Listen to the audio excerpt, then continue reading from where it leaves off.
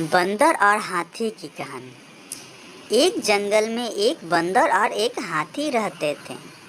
दोनों बहुत पक्के दोस्त थे।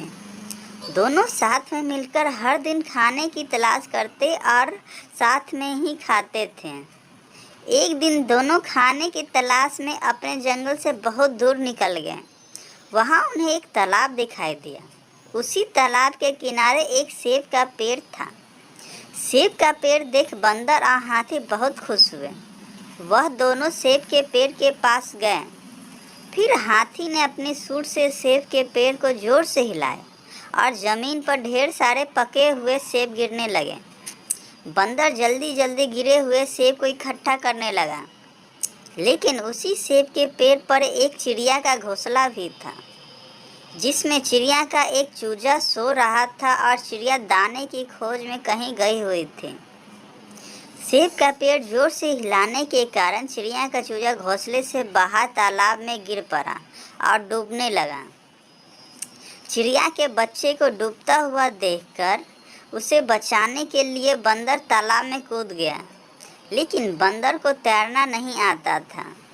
इस वजह से वह भी तालाब में डूबने लगा। बंदर को डूबता हुआ देखकर हाथी भी तालाब में कूद गया और उसने चिड़िया के चूजा और बंदर दोनों को डूबने से बचा लिया।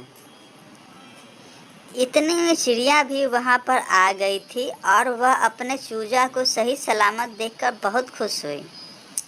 उसने हाथी और बंदर को इसी तालाब और सेब के पेड़ के पास रहने के लिए कहा।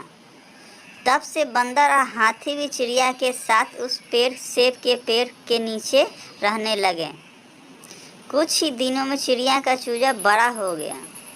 चिड़िया अपने चूजा के साथ जंगल में घूमकर आती थी और हाथी और बंदर को जंगल में किस पेड़ पर फल लगे हैं इसकी जानकारी देती थी। इस तरह बंदर, हाथी और चिड़िया मज़े में रहते और खाते पीते थे। Thanks for watching. Please like and subscribe.